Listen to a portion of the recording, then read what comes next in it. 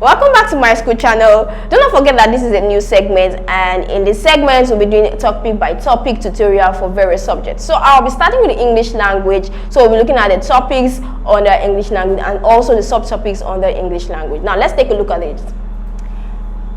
So I have divided English language into 4 units. The first unit, English grammar. The second unit, oral English. The third, comprehension. And the fourth, writing skills.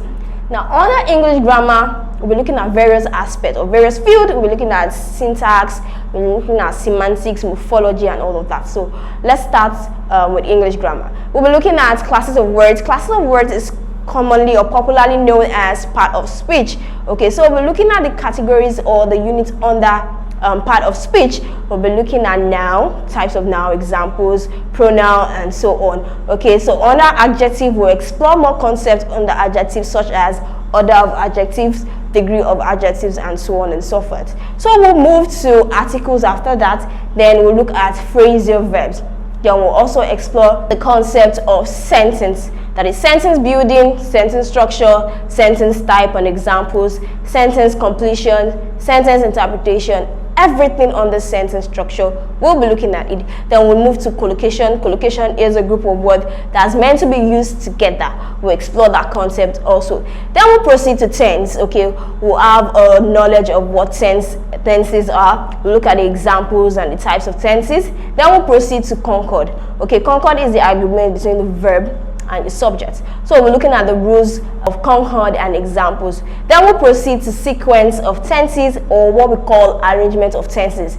For example, in a sentence, we can have 2 or more tenses. Okay, we could have a present tense and a future tense in a sentence. So we're looking at how this is possible. Okay, the rules guiding the use of 2 or more tenses in a sentence or in a passage or in a context. Okay, so we'll be exploring that aspect. Then we'll move to question tag, move to figurative language, idiomatic language, ordinary usage. We'll also look at language register.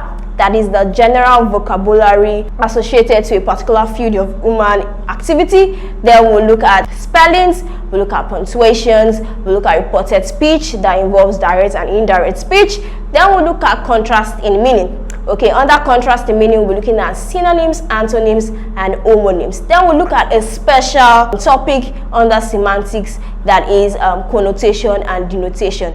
Connotation means personal meaning. Okay, it's personal meaning or subjective meaning. Okay, but when we look at denotation, we're talking about something that is factual or something that is objective in nature.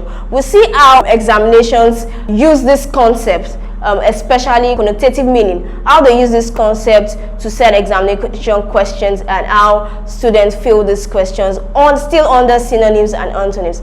For example, take an instance, I say man the door. Man the door. Okay, man the door here is not a male figure, it means guard the door. So for example, you have a sentence and you have man on the line, and you're asked to choose synonyms for the word on the line, which is man, and they say a male figure or a father, and they say guard.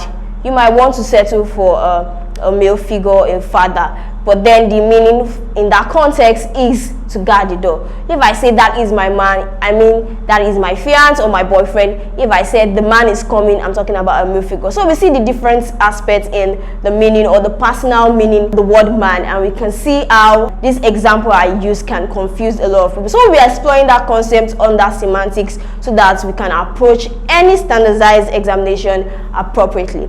Now after that, we'll be looking at oral English. Okay, we'll be looking at sound, the concept of sounds. We'll be looking at the organs of speech, the various organs in the mouth that can be used to produce or articulate sounds, in the nose also that can be used to articulate sounds. We'll be exploring all of that concept. Then we'll look at the classification of sounds. We'll be looking at vowel sounds. Under vowel sounds, we have monophthongs, we have diphthongs, and we also have a special classification which is triphthongs. Okay, we'll be exploring all of that. Then we'll proceed to consonant sounds. We'll look at the classification of consonant sounds, the types, the examples, and all of that. I'll also show you how to transcribe words so that everything will be easy. Okay, so we'll also look at syllables, syllable structure, at consonant clusters. We'll then proceed to stress. We're looking at word stress. We're looking at sentence stress. We'll also touch contrastive or emphatic stress. All of this area we will share to you. We'll also proceed into intonation, the types of intonation and examples of intonation. We'll look at the rising tone, the falling tone, and the combination of these two, that is rising falling tone or falling rising tone. We'll be looking at all of this in oral English. Then we'll proceed to the third unit, comprehension. Under comprehension, we're looking at the concept of comprehension itself. We'll be looking at the levels of comprehension. Then we'll be looking at the micro skills involved in comprehending a passage appropriately. So we'll be looking at that. We'll also touch a main topic and topic sentence. Main topic is also called topic sentence. We're looking at that idea in comprehension, how to detect or extract the main topic in a sentence.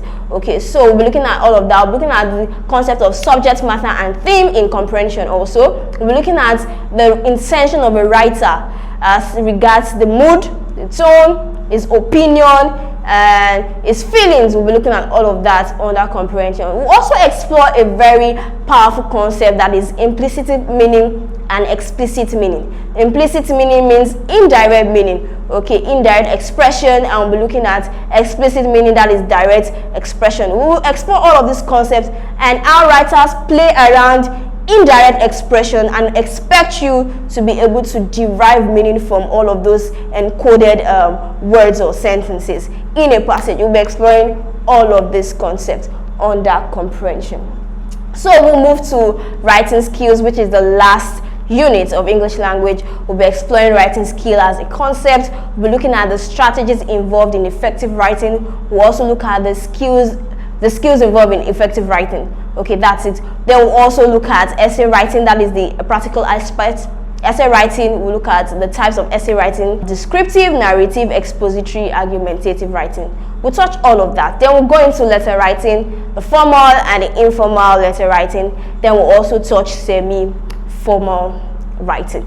Then we'll look at article writing, and then summary writing. We'll look at how to extract relevant information from summary writing. We'll look at how to tackle summary writing fast, and we'll look at how to reduce repetition in summary writing. All of this we will touch. Okay, so these are all the topics and subtopics under English language that we will be exploring. So get your notepad and pen available, and let's get started. Please do not forget to hit the like button, click on the subscribe button, and tap on the bell notification to get informed as soon as we release the next videos.